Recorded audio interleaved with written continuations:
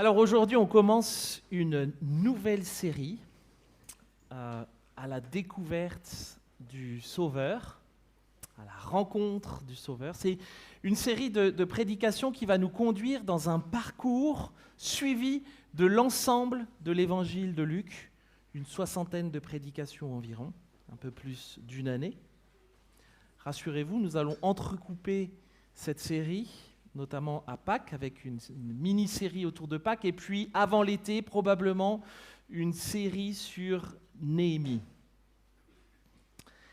Luc, qui est l'auteur donc de cet évangile, mais aussi du livre des Actes, demeure pratiquement inconnu quand on le compare par exemple à un Paul, l'apôtre Paul, à un Pierre ou même à Jean. Et pourtant, son apport est considérable dans le récit de l'histoire et de l'œuvre de Jésus-Christ, mais aussi dans le récit de la naissance de l'Église.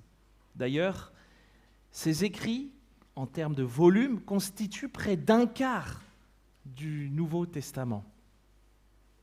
Luc a la particularité de n'avoir jamais connu personnellement Jésus. Il est médecin de métier, c'est ce que Paul nous apprend dans Colossiens 4. Et pour la rédaction de son évangile, il a notamment fait un travail remarquable d'historien. Lorsqu'on achète un livre sur Amazon ou bien chez votre libraire, aujourd'hui on a la possibilité souvent, qu'est-ce qu'on fait ? Soit de regarder les premières pages, soit de regarder le résumé qui se trouve à la fin assez facilement, et puis finalement ça va nous permettre de nous faire une idée sur le livre, et puis souvent c'est ce qui va nous décider ou non de concrétiser notre achat. Mais à l'époque de Luc, cela n'est pas possible.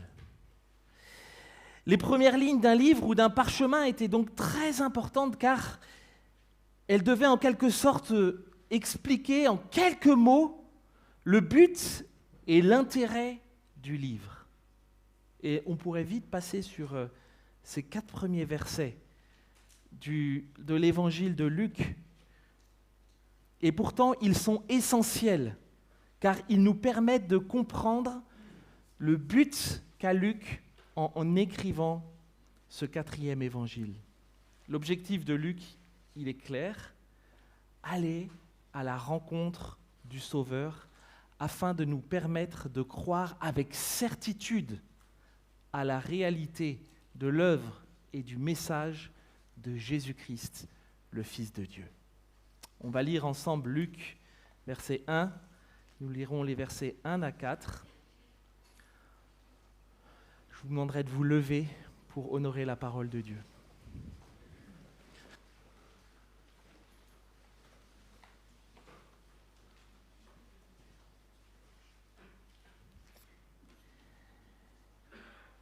Puisque plusieurs ont entrepris de composer un récit des événements qui se sont accomplis parmi nous, tels que nous les ont transmis ceux qui, dès le commencement, en ont été les témoins oculaires et qui sont devenus serviteurs de la parole, il m'a semblé bon à moi aussi, après avoir tout recherché exactement depuis les origines, de te l'exposer par écrit d'une manière suivie, excellent Théophile, afin que tu reconnaisses la certitude des enseignements que tu as reçus. Je vais prier. Seigneur mon Dieu, ta parole est la vérité. C'est vrai que parfois nous pourrions être aspirés par le doute, par l'incertitude dans laquelle nous vivons au travers ce monde. Nous te demandons, mon Dieu, ce matin que tu nous convainques, tu nous parles encore par ta parole et que, comme Luc a voulu le transmettre à Théophile, que nous ayons tous cette certitude que ta parole est la vérité. Nous te demandons, Seigneur, d'ouvrir nos cœurs, nos pensées, et de nous donner de la joie, Seigneur, à comprendre qui tu es, ce que tu as fait pour chacun d'entre nous et pourquoi tu l'as fait. Nous te demandons cela au nom de Jésus. Amen.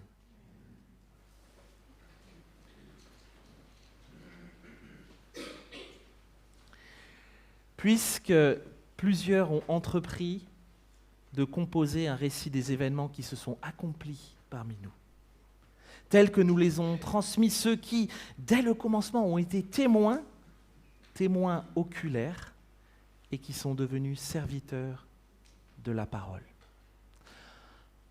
Aujourd'hui, pour qu'un reportage à la télé ou un reportage sur un journal, etc., soit jugé crédible, il faut en général, on considère qu'il faut au moins, au minimum, 2 ou 3 sources différentes.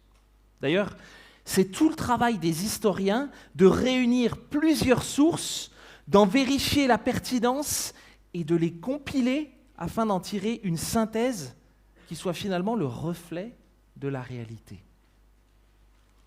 La recherche, le monde de la recherche, classifie en général les sources historiques en différentes catégories. J'en ai relevé 2. La première, c'est la catégorie des sources primaires.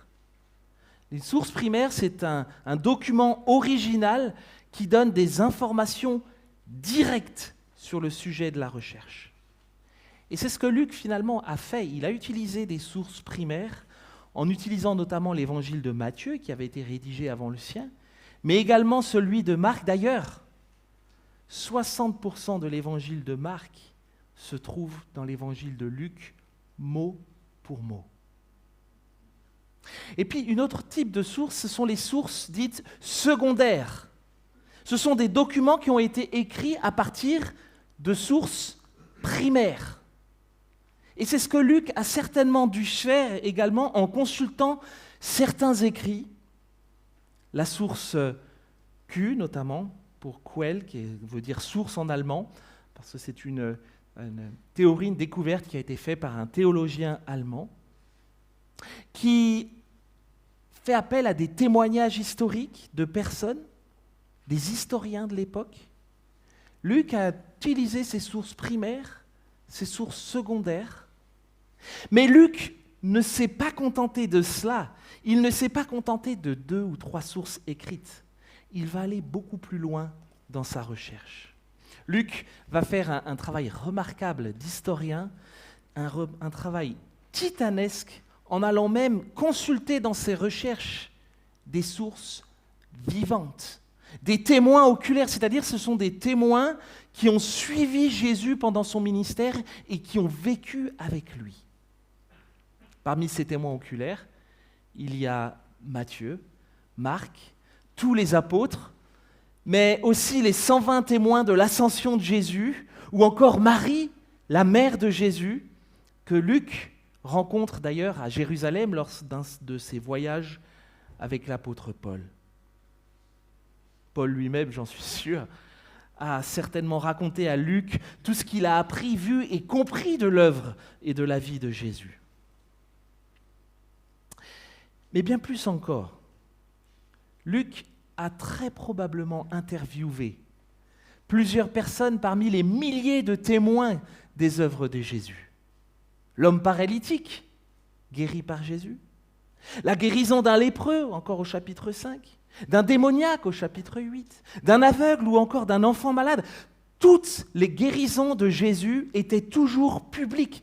Et Luc a ce souci de mentionner toujours la foule qui suivait Jésus et qui a finalement été toujours témoin de ces miracles et de ces guérisons.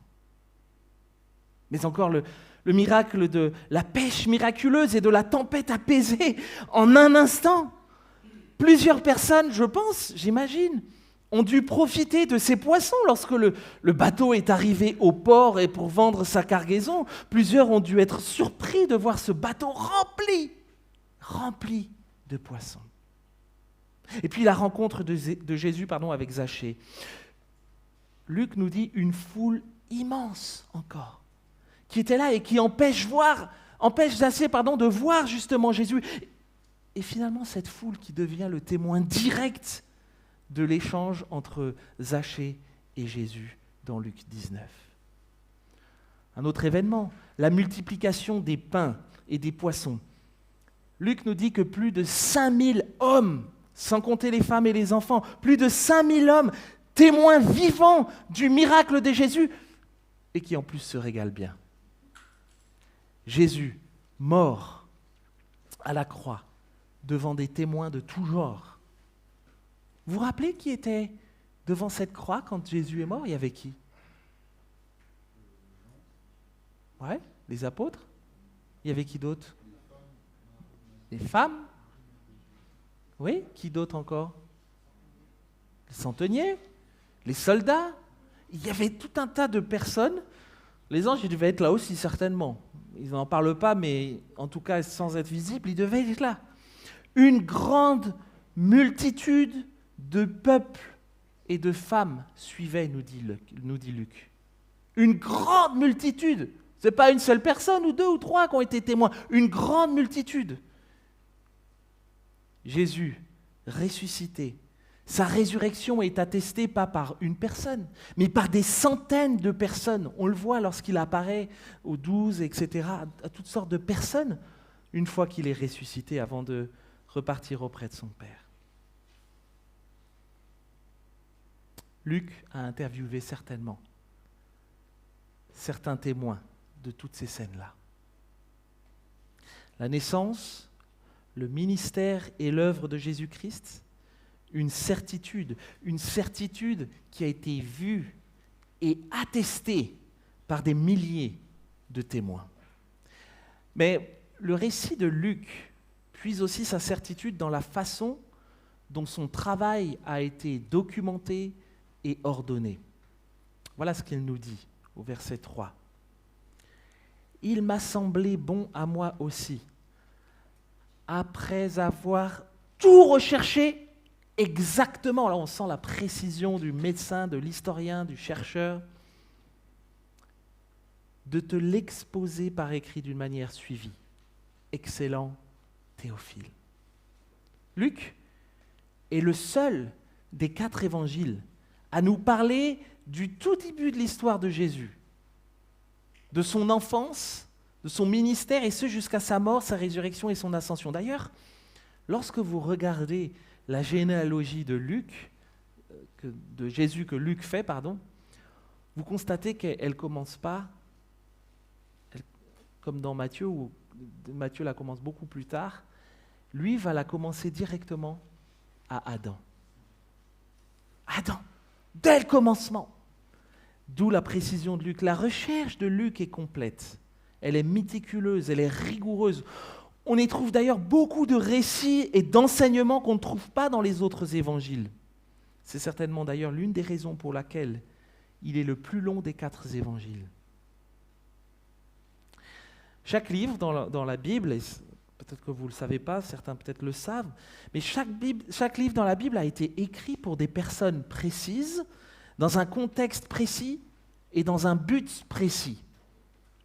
Et Luc a ordonné son évangile, il a construit son évangile de manière à ce que le lecteur se retrouve comme face à face avec Jésus, comme face à face avec son histoire et l'œuvre de Jésus, face à face à la réalité de Jésus comme sauveur.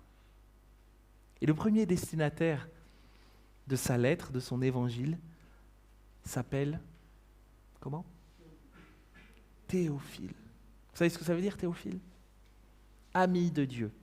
Ça veut dire ami de Dieu, Théophile.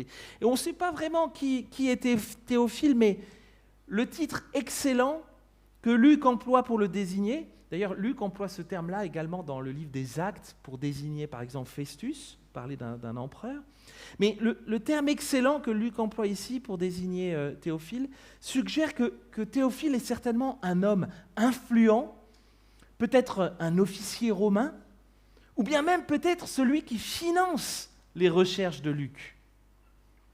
Quoi qu'il en soit, Théophile est un homme qui connaît certainement des choses sur Jésus.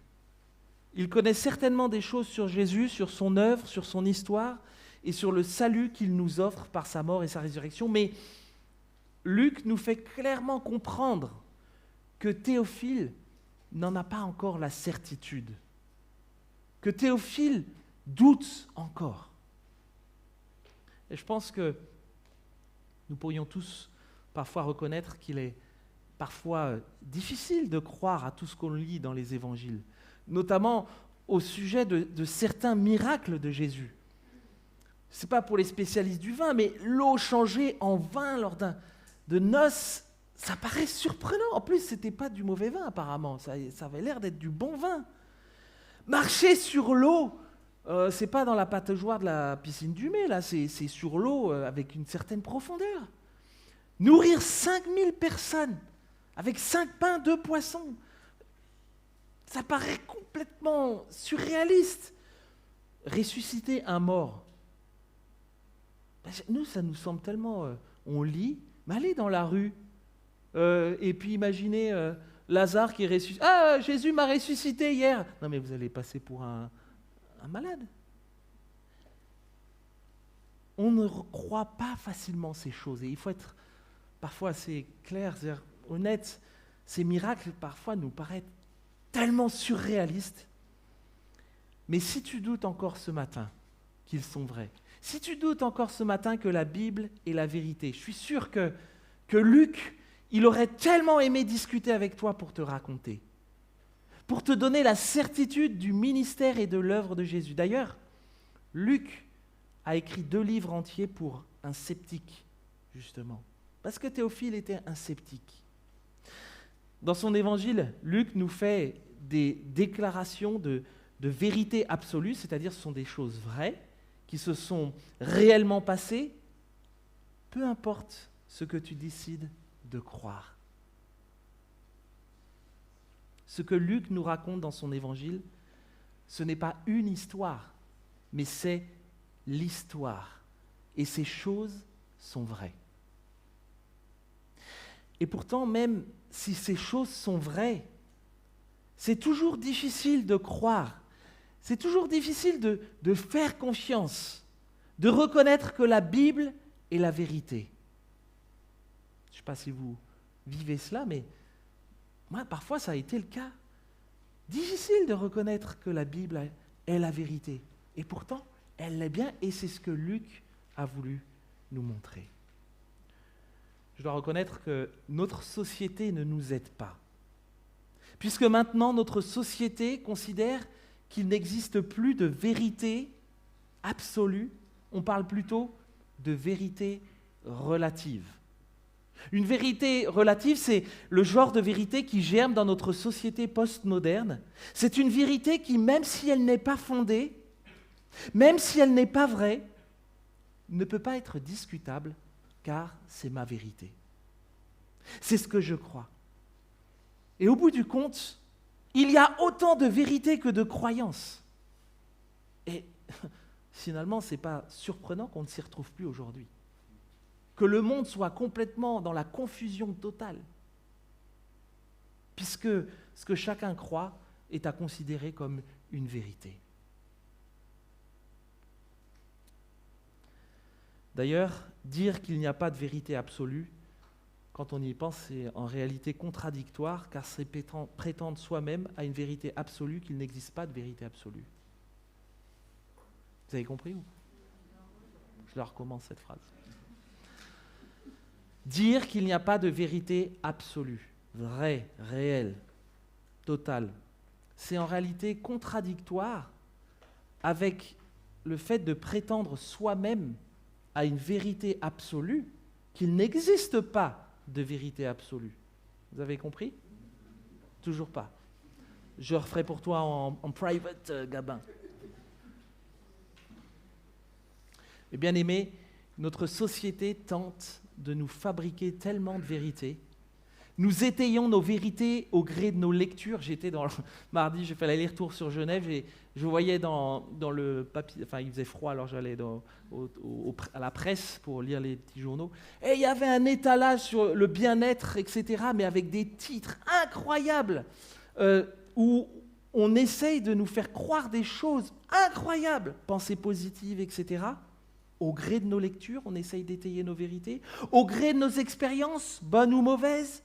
Au gré de notre compréhension du monde et de notre environnement. Au gré de nos ressentis, ou bien même au gré de nos envies. Finalement, force est de constater que chacun se construit sa vérité et personne ne peut venir la contredire. Personne. Et ce mélange, il est dangereux parce qu'il va inévitablement influencer le christianisme et notre manière de vivre notre foi. comment cela se manifeste-t-il aujourd'hui? Par exemple, les chrétiens vont accorder de plus en plus d'importance à l'expérience plutôt qu'à la raison, au point où la vérité devient relative et emmène toutes sortes de problématiques, allant même jusqu'à disqualifier la vérité absolue de ce que la Bible nous dit. Le résultat, c'est que plutôt que d'interpréter nos expériences à la lumière de la parole de Dieu, la Bible, nous laissons nos expériences influencer notre interprétation de la Bible. La pensée, l'humain, a alors le dessus sur le sacré. Progressivement, la parole de Dieu n'est plus considérée comme la parole de la vérité absolue, comme l'autorité qui devrait diriger et influencer nos vies. Et cela, on le remarque dans notre société, mais aussi dans nos églises, où finalement, la vérité absolue de la parole de Dieu, ça peut être discuté, c'est contextuel. Mais pourtant, la parole de Dieu est claire. Elle est la vérité absolue. À toi qui es disciple de Jésus, rappelle-toi que si la Bible n'est pas pour toi la vérité absolue, que tu laisses tes expériences personnelles définir et interpréter cette vérité, alors ta foi en Jésus-Christ perd tout son sens. Elle n'a plus de valeur. Elle perd tout son intérêt. À toi qui doutes peut-être ce matin de sa véracité, rappelle-toi qu'il y a bel et bien des vérités absolues qui existent. Ce que Luc nous raconte dans son évangile est une vérité absolue. Notre responsabilité n'est pas de remettre en question cette vérité. Notre responsabilité, c'est d'y croire ou de ne pas y croire. Au travers de son évangile, Luc met tout en œuvre pour présenter à Théophile la vérité au sujet de Jésus et de son œuvre. Un travail d'historien ordonné, un travail de chercheur minutieux et un travail de pasteur évangéliste pour convaincre les plus sceptiques, notamment Théophile.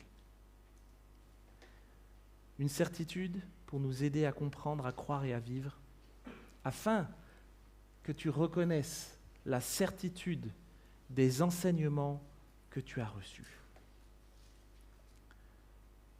Luc écrit à Théophile le sceptique. Mais en inspirant ce livre, Dieu a certainement visé un lectorat plus large, jusqu'à nous, encore aujourd'hui, afin que nous reconnaissions la certitude des enseignements que nous avons reçus. Reconnaître la certitude des enseignements que nous avons reçus, c'est avoir cette ferme assurance que tout cela est vrai. Et pour nous aider à avoir cette certitude, tout au long de ces 24 chapitres de l'évangile de Luc, Luc va nous aider à comprendre d'abord la portée du salut de Dieu. Il va nous aider à croire au salut de Dieu. Et enfin, il va nous aider à vivre le salut de Dieu dès aujourd'hui. C'est les trois choses que nous découvrirons sur l'ensemble de ces 24 chapitres. Comprendre la portée du salut de Dieu, croire au salut de Dieu, vivre le salut de Dieu dès aujourd'hui. Comprendre le salut de Dieu et la portée du salut de Dieu, Luc veut nous montrer dans ce livre. Et on a lu tout à l'heure un texte d'Ésaïe, mais que l'accomplissement des promesses de Dieu ne se limite pas et ne se limitera pas au peuple d'Israël. Le salut vise toutes les nations. La lumière pour éclairer les nations, nous dit Luc, chapitre 2. Les chrétiens constituent en Jésus le vrai peuple de Dieu, les héritiers des promesses. Et Luc veut en fait nous assurer de l'espérance qui est pour tous ceux qui ont cru au salut qui nous est offert en Jésus. Salut de Dieu nécessaire pour nous arracher à la mort qui nous est tous réservée à cause de notre péché. D'ailleurs, l'un des versets phares, s'il fallait en retenir qu'un de l'évangile de Luc, ce serait Luc 19, 10, « Car le Fils de l'homme est venu chercher et amener au salut ceux qui étaient perdus. » Si vous voulez résumer l'évangile de Luc en un verset, retenez celui-ci.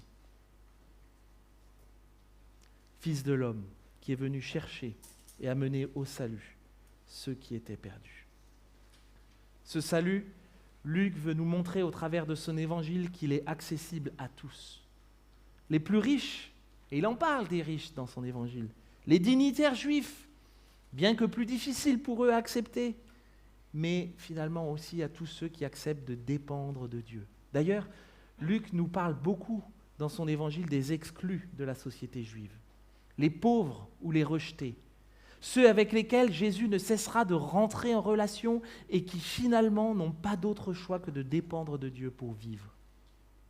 Les pécheurs qui ne respectent pas toutes les traditions juives, les femmes qui étaient très mal vues dans la société à l'époque, et même les enfants qui étaient considérés comme rien du tout.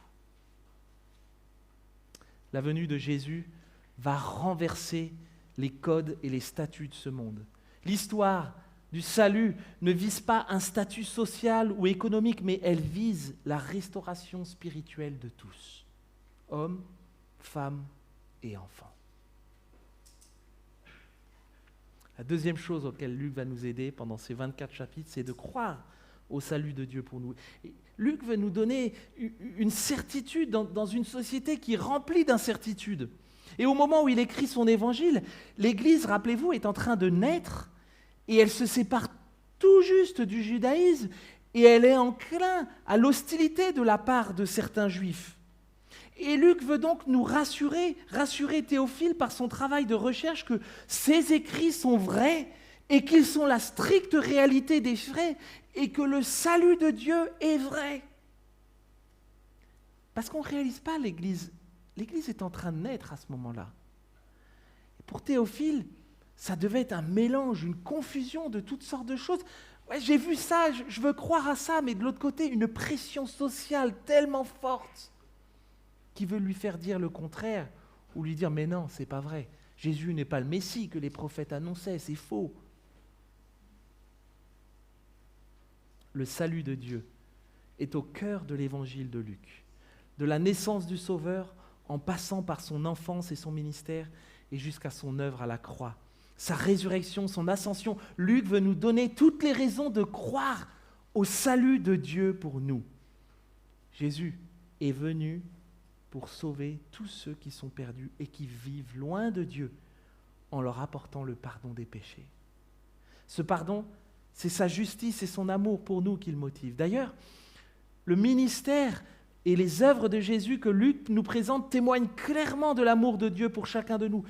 C'est son amour envers une maman, une jeune veuve, qui pousse Jésus à ressusciter un jeune homme à Naïm, dans Luc 7.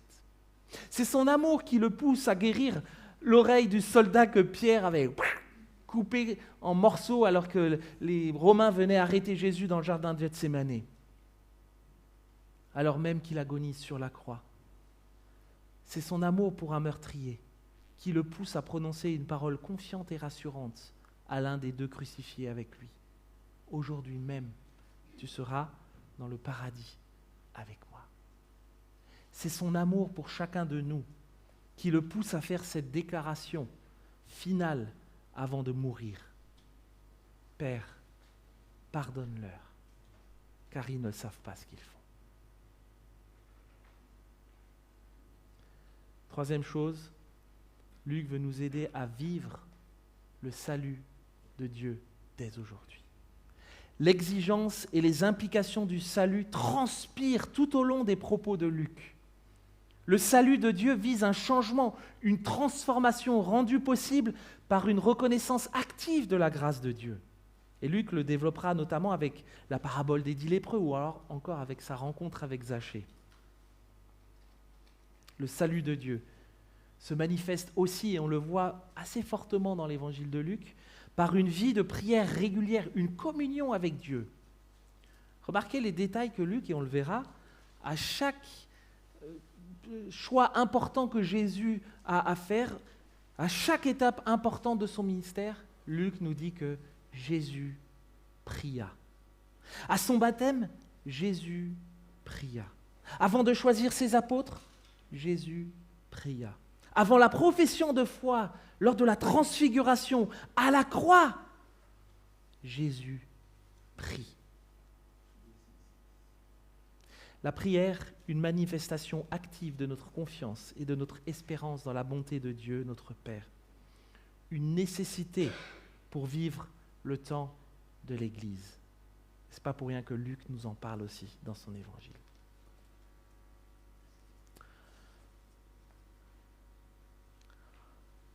En effet, je n'ai pas honte de l'Évangile. C'est une puissance de Dieu en salut et à tout homme qui croit, aux Juifs premièrement, puis aux Grecs. Ça, c'est ce que Paul dit aux Romains. Qu'il n'a pas honte de l'Évangile et que cet Évangile est une puissance de Dieu. Mais bien aimés, l'Évangile n'est pas que une somme d'informations sur la vie de Jésus ou sur son œuvre.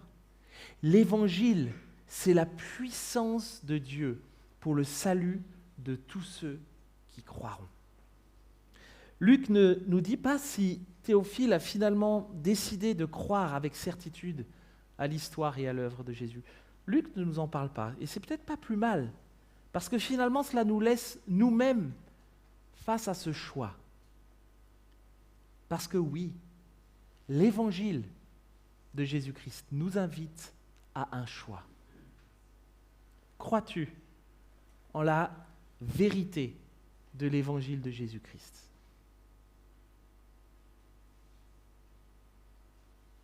Crois-tu en la réalité que le péché nous mène à la mort et qu'il nous sépare de Dieu? Crois-tu que Dieu t'aime et qu'il a pourvu à une solution, à une restauration avec lui, malgré ton péché? Crois-tu au salut au travers de l'œuvre de Jésus en croix? Crois-tu à Jésus, Sauveur du monde? L'évangile de Luc nous invite à la repentance et à la réorientation de notre relation avec Dieu en plaçant Jésus-Christ au centre de nos vies. Et nous nous réjouissons avec les anciens de parcourir ensemble cet évangile pendant les prochaines semaines. Nous prions qu'il nous parle à chacun et contribue à l'édification de notre foi. Nous prions qu'il renforce ou qu'il crée en nous cette certitude que l'évangile de Jésus-Christ est la vérité. On prie ensemble.